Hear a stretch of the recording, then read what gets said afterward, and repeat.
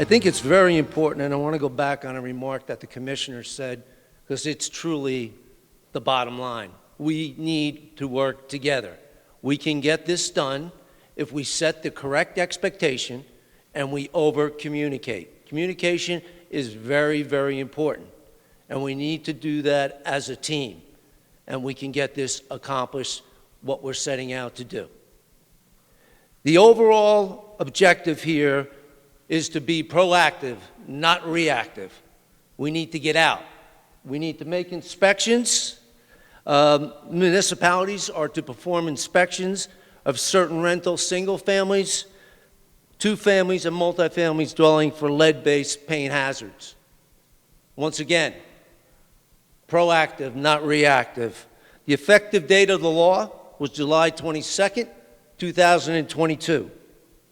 The first inspection of each covered rental property was due within 2 years of the effective date upon a tenant turnover, whichever was sooner. Once again, this is no surprise to anybody. Landlords, realtors, our department has done plenty of webinars.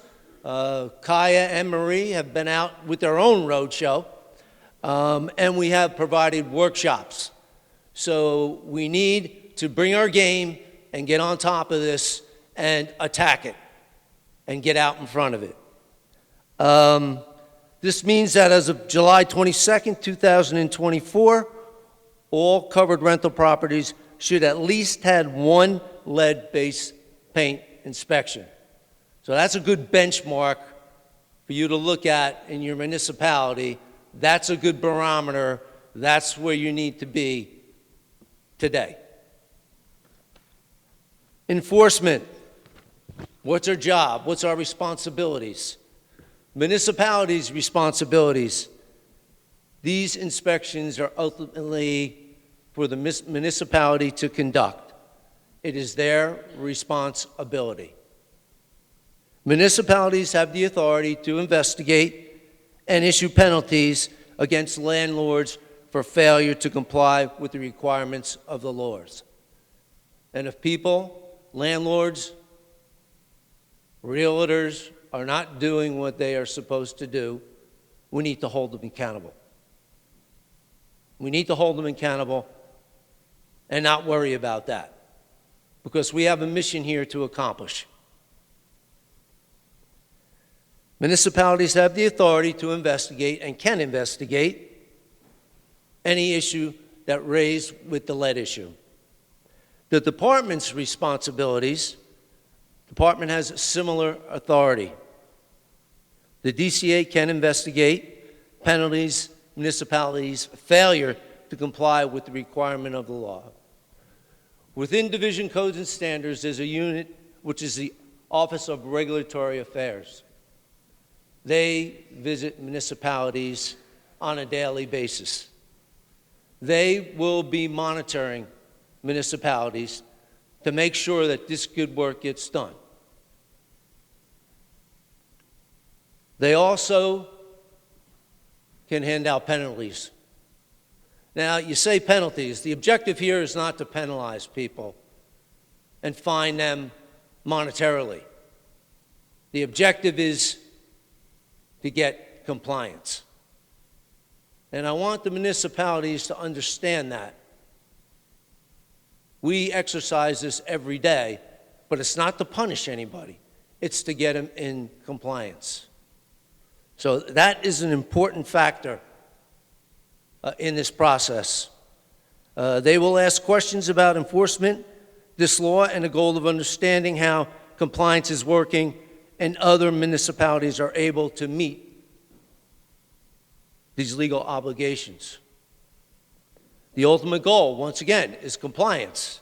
The department performs these visits to the municipalities and monitors the municipalities.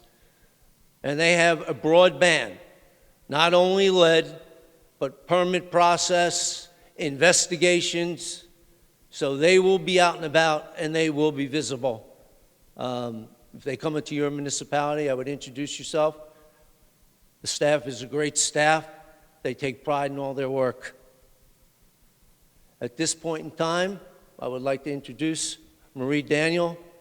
She is in our Code Development Unit. Round of applause, please.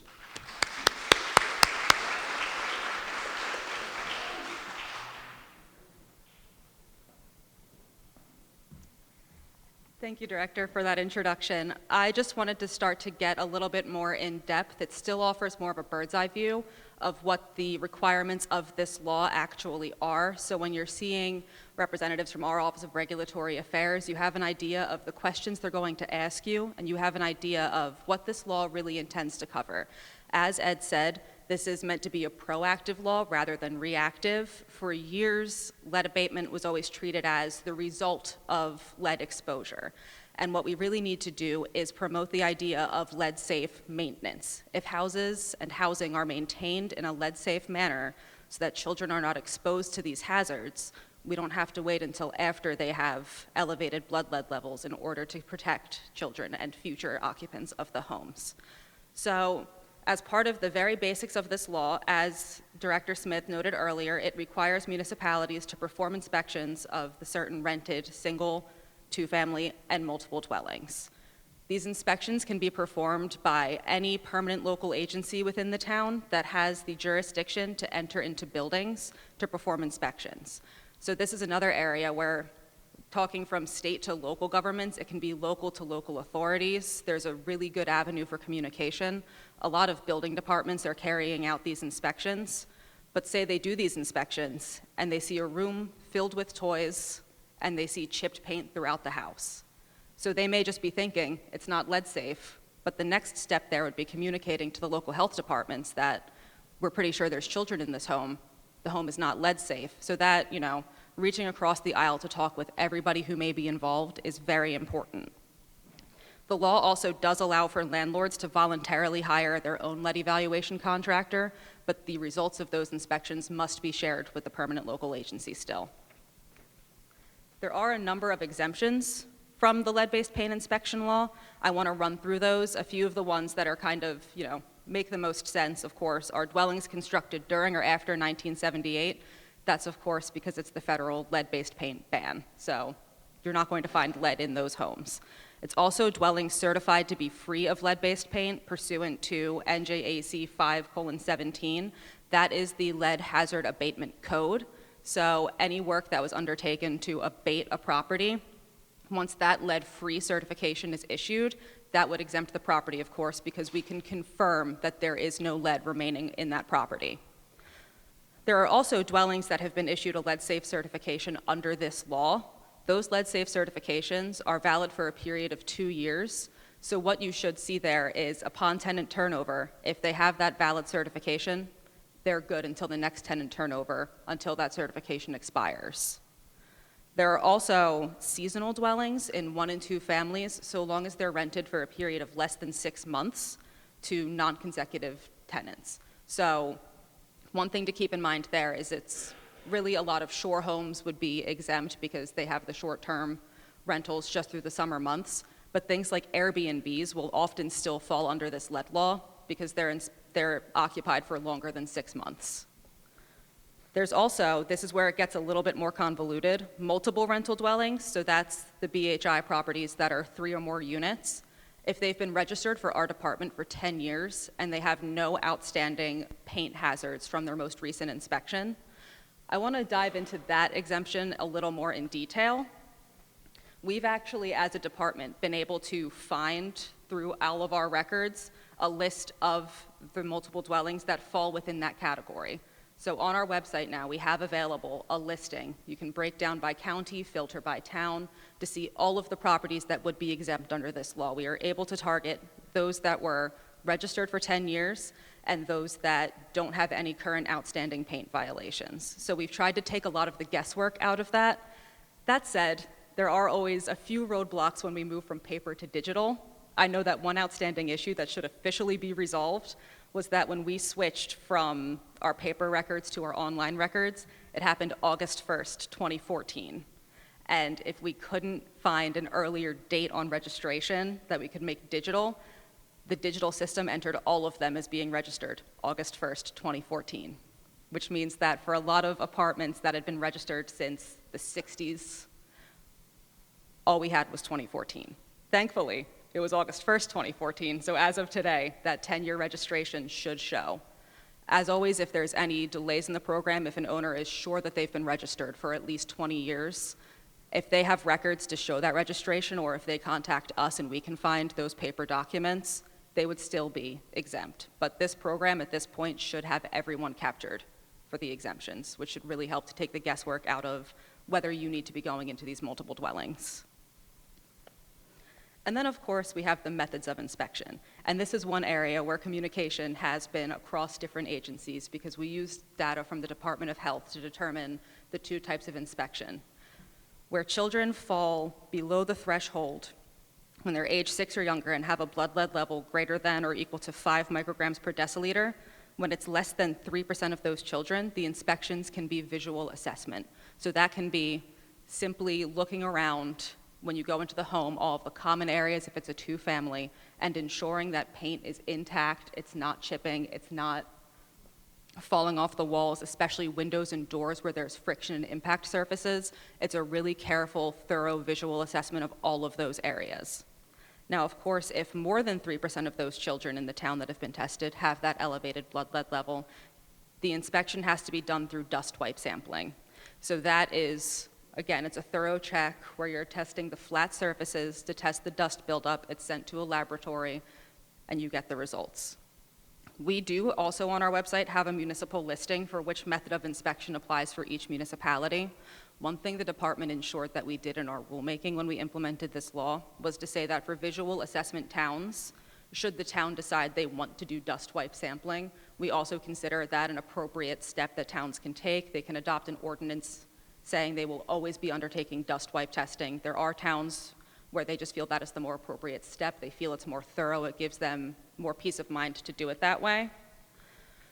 So from there, I just wanted to go into the inspection results. I know it seems as simple as a coin flip. It's lead hazard safe or it's not lead hazard safe. And it is basically that simple, but there's different paths to take from there. So of course, if the place is safe, you've performed a visual assessment or a dust wipe sampling, and there's no present lead-based paint hazards, you issue a lead safe certification. It was made for this law specifically. It's good for a period of 2 years. And again, that ensures that it's good from tenant turnover inspections in that 2-year window. On the other hand, if you do find that the place is not necessarily safe from lead-based paint hazards, if there's chipped paint throughout, if there was dust on the floor that came back with positive levels, then the owner must remediate the hazards before lead safe certification can be issued. Now, there's two options there. Again, we break down into this kind of forked road for a lot of this law. They can do either interim controls or abatement.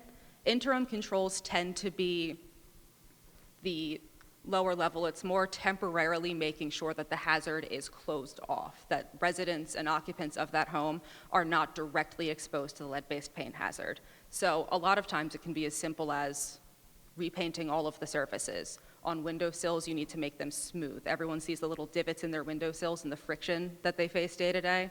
Making surfaces smooth, cleanable, fresh coats of paint are all different levels of interim controls. It's often the easiest and most appropriate to use interim controls when fixtures are generally structurally sound. The place is in good shape. It really is just a fresh coat of paint is really needed to ensure that occupants are safe. On the other hand, interim controls aren't always effective, especially if the building is old, if it has structural defects in interior walls, then it really should be abated. And in that instance, lead abatement removes the lead-based paint hazards entirely from the dwelling. So there are situations where that is the most appropriate step. When towns perform re-inspections of lead abatements, since abatements require clearance, that would be what the town would be looking for, is that certificate of clearance that the place is now free of the formerly existing lead-based paint hazards. And in that sense, record keeping is a very important part of this law. And it's important for a few reasons. Of course, so that towns are aware of where they have found lead-based paint hazards in the past. And also because this is something that our Division of Housing and Community Resources will touch more on while they speak. But the department has just rolled out a live reporting feature that allows towns or lead evaluation contractors to report the results of these lead-based paint inspections in real time. And that is a really important step, particularly for any house that is not found to be free of lead-based paint hazards. Because if you are failing the inspection, reporting it that day could make the difference in getting that house and those tenants the resources that they need to have abatement, to have their child tested for possible exposure to lead. So record keeping is important on a municipal side, of course, because our Office of Regulatory Affairs may be coming and asking, how are these inspections going? What have you been able to accomplish? Where do you feel there's lag? And it's also important so that we can share that information to the Division of Housing and Community Resources so that they can open up the options for solutions to this problem.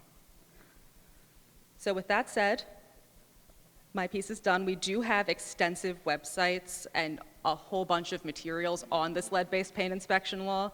Kaya and I did do a lot of it. We had 2 roadshows. We had a lot of online webinars. We did 12 of them. We compiled every question we received from every single roadshow. I have the answers to all of those questions listed online. So it really is a robust program. We have an inbox dedicated to answering questions. So with that, I turn this over to the Division of Housing and Community Resources.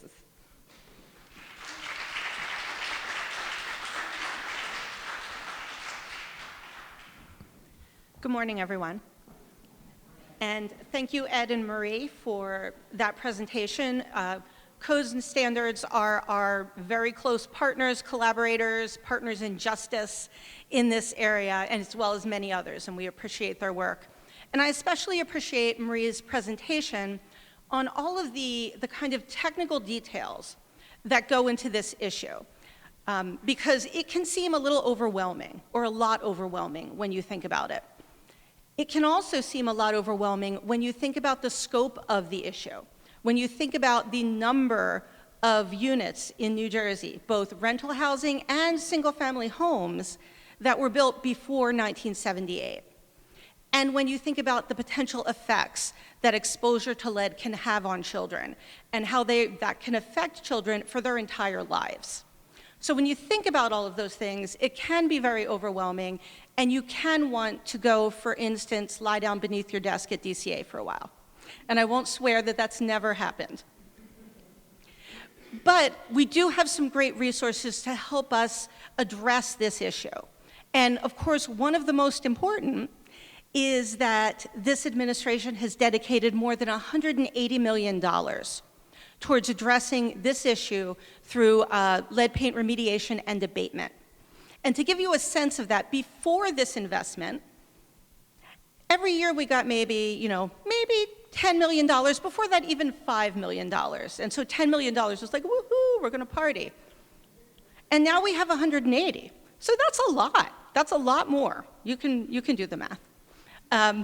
But that, of course, brings its own overwhelming nature, right? To scale up from, hey, we have 10 million, we've really got to focus, see exactly where we can put it, work with the participants, the providers that we've always worked with, to going to so much more money that we need to get out the door. So it's a blessing, and it's only a blessing, but it can be a hard blessing that we have to address.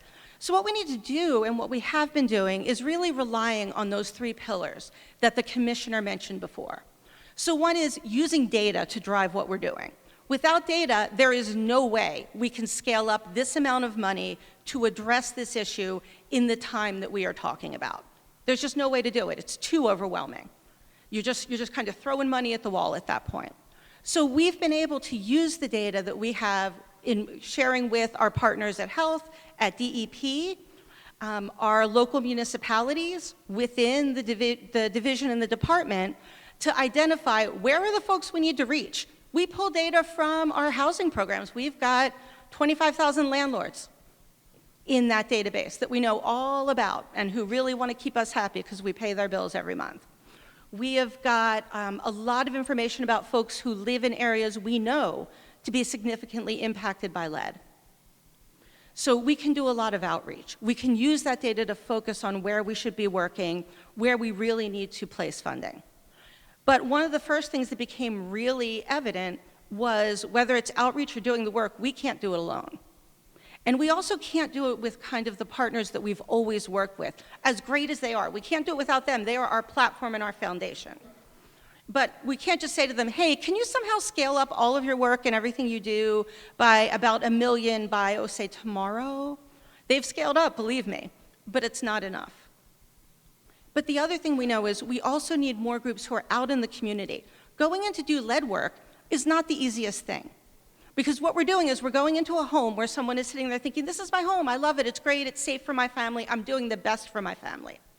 And we go in and we say, oh, got some news for you. You're poisoning your children just by living here. And to repair it costs a lot of money.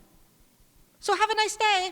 You know, that is what we're getting in there to do. We need people who are trusted in the community to help us get in there and explain why do we need to do this. And also, what resources do we have to help you address this? You're not alone. We can go ahead and make that work by working together. And that's the other thing too, is we have to look at how do we solve these problems. Sherry, who I often address as poor Sherry, because she has to listen to me on this topic so often, we're always thinking, okay, we're doing this. This is working, ooh, that's not working. So what do? We can't say like, well, it should work, we want it to work, it has to work. We say it's not working, what do we do next? What do we do next? What do we do next? We just always have to focus on solutions.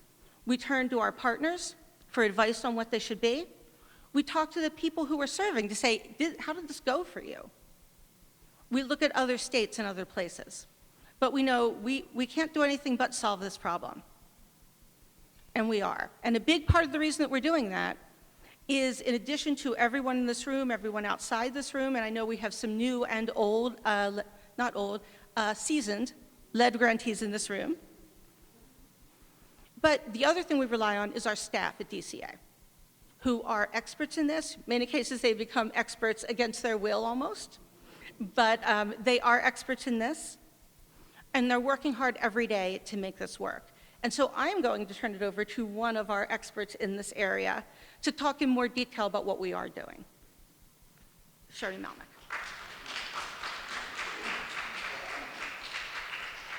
Good morning, everybody. Thanks, Janelle. If I could echo one thing today, it'd be collaboration. We cannot make any of these programs work without municipalities, community-based agencies, state government, and just residents. As Janelle said, this has been a very challenging program, and if I could ask you guys to do one thing today, is help us market this program. We're just not getting enough people to apply for the program, and as you'll see, the need's very high. So I'm going to give you a quick overview of our lead remediation and abatement program. A lot of the stuff here you guys have heard before about how dangerous lead is. It's funny, when I started with lead, it was 3 years ago. And the first thing I thought about myself is, when's the first time I really remember hearing about lead in general? It was about 10 years ago with the Flint, Michigan issue, with all those poor kids getting poisoned because no one really realized that the pipes were corroded and all the effects. And what's sad is that Michigan's still dealing with that. And I'm so grateful with New Jersey that we're so proactive and really want to address this so it doesn't hurt so many kids. You know, and as a parent, I sure the hell wouldn't want my child to go through this, and I'm sure most of you guys feel the same way. So as it's been said before, lead's toxic. You know, the most common way is for kids, small kids, to touch surfaces and put it in their mouth. So what we've been doing, and again, this is the stuff that's already been said, the complications for untreated are irreversible brain damage, kidney, liver damage, infertility as they get older, nervous system damage, and seizures. So as Janelle said, Governor Murphy in 2023 gave us $180 million. And as she said, we used to have 2 $5 million programs. So this was huge for us. So what our goal is to get about 8,000 units done by December 31st, 2026. Right now, as of today, we have 450 units done. So we're way below where we need to be. So that's why I'm asking you guys, I'm actually begging you guys to help us market this program to people in your areas. DCA awards grants to both community-based agencies and local governments. I know it was so nice to see some of our grantees who I haven't seen in person for years because of COVID, so it's nice to have this in person. We've also been doing, I think Janelle alluded to, we started a lead training institute this year. We hired IELTS, which is probably one of the agencies in the state that knows lead the best, to do the training institute. We actually did a huge marketing campaign to solicit local governments and community-based agencies. As of today, 5 municipalities and 13 nonprofits have completed the training. We're giving them $2 million to do at least 100 units in their areas. To expand this program, we reached out to our NRTC, our Neighborhood Revitalization Tax Credit grantees. We awarded to 7 of them. We also reached out to our Neighborhood Preservation CDBG grantees that are doing housing rehab, and we're funding 7 of those too. So as Janelle says, we're trying to think anything we can do out of the box. So if you guys have any ideas, please email me, call me. I'd love to hear it, because at this juncture, we're doing as much as we can to market this. Our commissioner's been on television. We're working with New Jersey Transit now, so you should see advertisements on buses and trains. We're doing everything we possibly can. We're working with codes. As the reports come in of units that have tested positive, we're reaching out to them to try to say, look, we have programs that can help you. As Janelle said, we did mass marketing to 25,000 landlords that we give rental assistance to, just trying to identify units. As I drove through Plainfield is a beautiful area. I mean, the homes are, I would love to take a tour of, if there's a historic tour here, sign me up for it, because I love to see the homes. But the need here is very high. And as the mayor said, we gave them $1.6 million, which I'll go into in a little bit. If you go to this chart, what we do is we track, both the commissioner and Janelle mentioned that we're really data-driven now. So we looked at the top 50 municipalities having the most homes that were built before '78. Because as you can see, I don't know if you can see, it's pretty small, but Plainfield is on here, 8,839 units. Out of all these homes here, it's over 1 million residential units that possibly have lead poisoning. So as was previously said, for our program, it has to be pre-1978, because thankfully they stopped doing lead-based paint in '78. The property has to be free from structural issues. So if there are foundation issues, we can't put any money in. What we do is we go in and we do a dust wipe. If it comes back positive, then we have a full lead risk assessment done. We only do 1 to 4 residential units, so a lot of apartment complexes have come into us, but unfortunately with this program we cannot assist them. Occupants have to have a gross income that doesn't exceed 80% of AMI, but it's high. So I wanted to show you for Union County, a 2-person household can have a gross income of $78,250, a 4-person $97,800. So probably the majority of people in this area probably would qualify for us for affordability. We made it so simple. It's one of the simplest applications. You don't need to provide pay stubs. You can self-certify income. We've tried to make this application basically seamless. So there's really no excuse not to apply. It's also online, which I'll go into in a minute. The program is open to both tenants and landlords. Just the occupant has to be income eligible. And the program is open to undocumented households too. So again, we try to make this program as easy for people to qualify. Some of the things we do. And our biggest seller is window replacement. So we replace windows, we replace doors, replace baseboards, replace stair treads, replace handrails. Even if your closet has lead, we'll deal with that. We do wall repair or encapsulation. We would take plaster and put drywall over it. And then if there's any issue with your roof, we'll repair it, because what we don't want to happen is for your roof to have flooding and then it destroys all the work we do. And although this doesn't happen that often, we do temporarily locate people if necessary for up to 15 days. Our allowable cost, remediation. Most of our cases are remediation, and it's up to $13,000 per unit. And abatement cases are up to $25,000. We can only do that if Department of Health tells us that the family child has been determined to have lead poisoning. Department of Health, if you don't know, requires all children in New Jersey to have a blood test twice at least, at 12 months and 24 months. And I believe I read today that they actually changed it from 5 micrograms per lead per deciliter to 3.5 this year, which is better. So hopefully we identify more households. I know Marie went over this before, but the inspection law, she went into detail, so I won't. But again, anybody who is determined to have lead in it, we are reaching out to them, and hopefully that they'll apply for assistance. Online portal. Again, this is part of our whole DCA aid. Most of our programs, it started with our utility assist programs, then went to weatherization, and now we did water that way, and now we're doing LRAP this way. It's an online portal.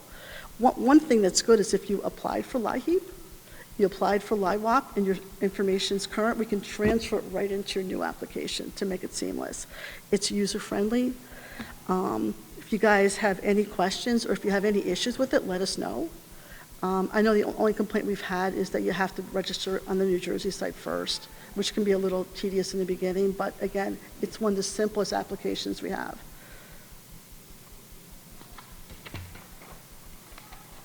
What we're doing too, I kind of alluded to this earlier, we're doing categorically eligibility. So if you're in LIHEAP, if you're on Section 8, you're on USF or weatherization, SSI, TANF, SNAP, or adoption subsidy, you're automatically deemed eligible. So again, we're trying to make this simple. But you know, guys, we just don't have enough applications. As of yesterday, we had 1,300 applications started and 200 applications submitted. And I look at the dashboard daily. We just need your guys' help. So I'm asking you guys, if you could do one thing for us, is to get the word out about this money. I know some people are hesitant for people to go into their homes, but you know, it's a great program. So I was asked to give some information on the city of Plainfield. So as the mayor said, we've given you $1.6 million to do about 80 units here. And we know that the need is over 8,000. And they've done several units to date, and there's several that are pending lead evaluation. I'm going to give you some examples. We did some pictures. And this one was a full abatement. So you can see from the left, that was before the work, and the right is what we've done. And you can see the difference in the bathroom.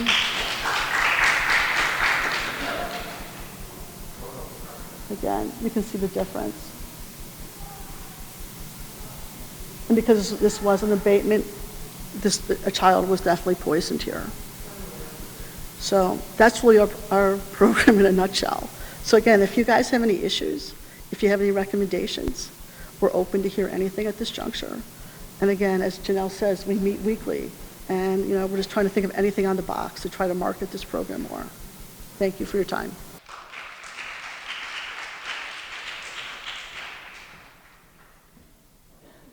Good morning, everybody. My name is Lou Kilmer. I'm with the New Jersey Division of Fire Safety, part of the Department of Community Affairs. First of all, I'm very pleased and proud and honored to be here today to speak with everybody from the Plainfield area. A little bit of a presentation. Our director, Richard McCuskey, is the director of the State Fire Marshal's Office, Division of Fire Safety. He sends his well wishes and regrets he was unable to make it today. We actually, in the Division of Fire Safety, and this goes back to what the commissioner spoke about, what the chief of staff has spoke about, and everybody else this morning, we create partnerships. We are here to help you. We're only successful if we can help you and you work with us. It's a collaboration in everything that we do. The Division of Fire Safety actually has two separate bureaus. They provide completely separate, different functions. The first bureau is the Bureau of Fire Department Services. Bruce Tynan is the new chief of that bureau. Some of the things that they do in that unit, and their phone numbers are up here: Office of Fire Department Preparedness, Office of Training and Certifications. We have our Community Risk Reduction Unit, our Contractor Certification Unit, Fire Investigation Unit, Infras Unit. Each of these units performs a very vital function. Just to give you an idea and where it relates to your municipalities. The Infras Unit, that is the National Fire Incident Reporting System. By reporting through that system, you are able to obtain various grants. They're looking for people to report. These reports show what type of fire problems there are, what type of issues there are in municipalities.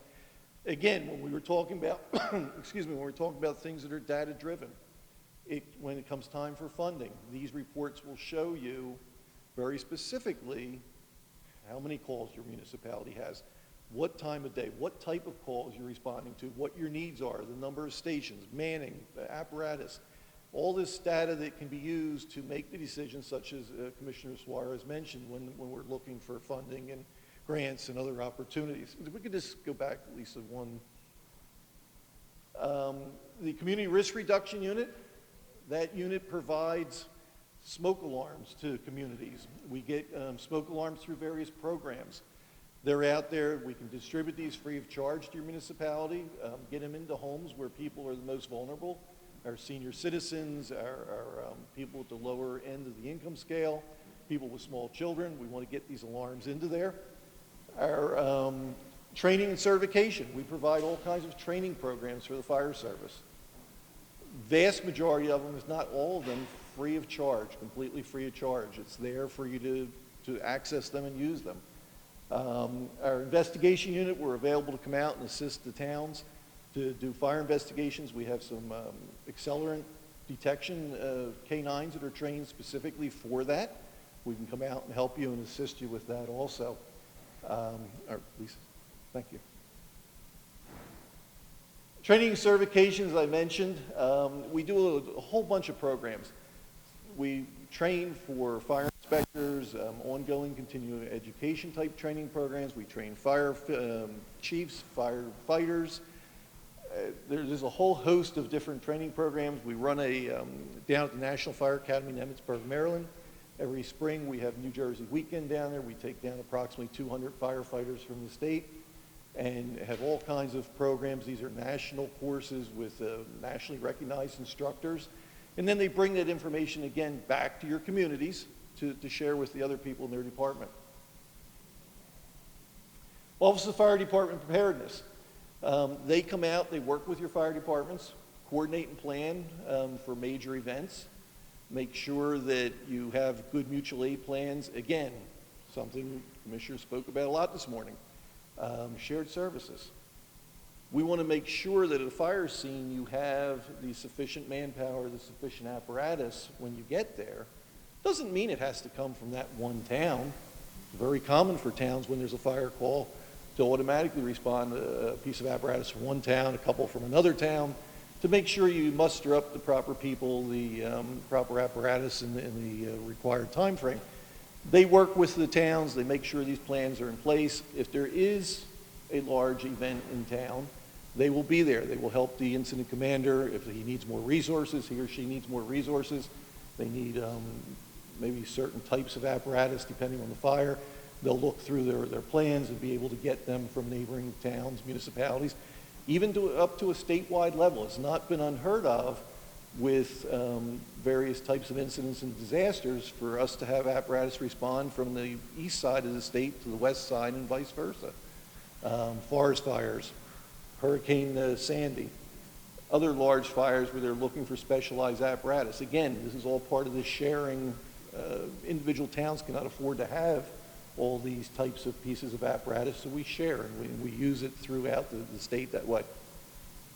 Our investigation unit, we're required by the State Fire Safety Act to investigate all fires that occur on state-owned or occupied properties. That includes the state forests, highways, waterways, things like that. We're also available to come out and help, the local towns if they need it. If they need extra resources, again, our accelerant detection dogs. We enforce the code directly in about 90 municipalities in the state, and we do the investigations there also. The other bureau is the bureau that I head up. It's the Bureau of Fire Code Enforcement. We have several units within that bureau. Inspection unit and code administration, our local assistance unit, our compliance unit, and we've stood up a new unit for code assistance, questions, writing fire code, and things of that nature. Lisa? A little bit of history about the New Jersey Uniform Fire Code. Why does it exist? A lot of people, this was probably before their time. July 26 of 1980, a fire killed 24 residents of a Bradley Beach boarding house. Shortly thereafter, another tragic fire on January 9th of 1981, another fire killed 29 residents of a Canesburg nursing home. Two tragedies led the formation of the Fire Safety Study Commission. Multiple hearings were held throughout the state and identified the following among other reasons. Not all municipalities had fire safety codes. No state agency had full oversight authority. Few municipalities had requirements for upgrading existing buildings.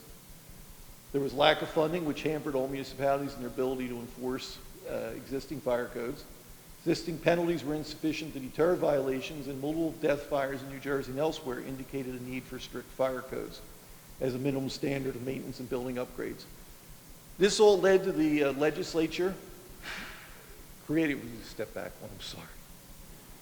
The legislature approving the New Jersey Uniform Fire Safety Act on November 12th of 1983. The act required the promulgation of regulations known as Uniform Fire Code. It took effect in 1985. Fire Code is divided into 4 chapters: the general provisions, administration, and enforcement. The State Fire Prevention Code, currently it's based off the 2015 International Fire Code. I'm very pleased to announce that we have adopted the 2018 International Fire Code. There's a 6-month waiting period, which that will then take effect this coming October 15th of 2024. And the fire safety retrofit provisions. A little bit about the retrofit provisions. That applies, again, something we've spoken about this morning quite frequently: older buildings. Retrofit applies to buildings that were built prior to the Uniform Construction Code, which was 1977. This makes the older building, doesn't make it a new building, it's not meant to make it a new building, but it brings it up to some minimal level of fire safety for the folks that are working there, living there, going to school there, and so forth. 572.1, it speaks about the responsibility agency having jurisdiction to enforce the provisions of the code as set forth herein. Where there is no local agency that's been designated, the state will do the inspections in those municipalities. Now, the city of Plainfield has elected to do it themselves, which is great. We appreciate that, and we certainly support that. Some municipalities, because of size, cost, funding, so forth, they cannot, and the state comes in and does it there. And we do have concurrent jurisdictions throughout the state if, in the interest of public safety, we needed to step in and help. Somebody maybe was out for illness or sickness, a fire official, we certainly can come in those towns and give them a hand. Our inspection unit enforces the Uniform Fire Code on state property, and the municipalities don't elect to establish local enforcing agencies, and wherever the interest of public safety requires the enforcement by the division. And again, that's the 90 municipalities, any state-owned operated properties. I've been with the division for quite a few years. I never knew the state has the type of buildings they have. We enforce the fire code at a dairy farm. We enforce the fire code at a battleship. And there's a couple of state properties. There's the prisons. There's all the state colleges and universities, office buildings, DMV places. And the list goes on and on, the type of buildings that the state owns. Our local assistance unit reviews and detail the operation of all the local enforcing agencies. We refer to them as an LEA, local enforcing agency. There's about 500 of those throughout the state. Annually, they're required to file a report with us of their activities, signed off by the fire official and the business administrator for that town. Investigate complaints, testify in court, assist the local fire officials. There's that word again, assisting, partnership with them. Anywhere we can help, we go out and make sure their operation is running well. I don't have it on this slide, but I will throw in one thing. We're starting to see a lot of shared service agreements. Again, something that we've spoken about this morning, smaller towns. And we certainly support shared services. We want to make sure that the service they're sharing and providing is a good service and that they're doing the right thing. But, we support that. And we see towns electing to go that way also. We've seen a couple of counties start a county program where they offer that program to the municipalities in the county. So again, it's all these pieces of DCA, it's kind of neat. They all come together as one umbrella working together between the different sections. Our compliance unit handles appeals, judgments, suspended mail, assists with appearance in the Office of Administrative Law, penalty conferences, again, other enforcement matters. I will say this, my position, and it's always been my position back to when I first started as an inspector, we're all here for the same reason. I truly believe that 99% of the people out there are very good, honest, hardworking people. I like to work with people. I think we can accomplish our common goals, public safety, safety of their properties, but by working with people. It's not about penalties and compliance. Yes, you always will have some level of folks that maybe have to go a little bit further, but we want to work with the people. We want to get done what we need to do. The fire code was designed, as we spoke about a couple of minutes ago, to protect the folks that are using the buildings, living in the buildings, visiting the buildings, going to school there, and so forth. There's one other component that the fire code was designed to protect, and that's something that's very near and dear to my heart, obviously, but it should be remembered, is the responders that are responding in there, the firefighters, the other emergency responders. Because when they go into a building, it's a tough job, and the fire code does have provisions in there to make that building safer for their safety also.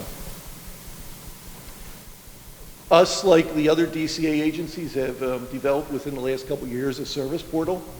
You can submit applications there, you can make payments there, inspection records. Two of the newest things we've put on there I'm very, very proud of, which is a new innovation for DCA. All the fire protection contractors now have the ability of submitting their test reports that are required by code directly into the portal. They no longer have to mail it, try to get it to the fire official, whatever. It goes directly into there. Which leads us into the last item on there. The fire department, and this is as of the last couple of weeks, now has access to every bit of information we have in our files.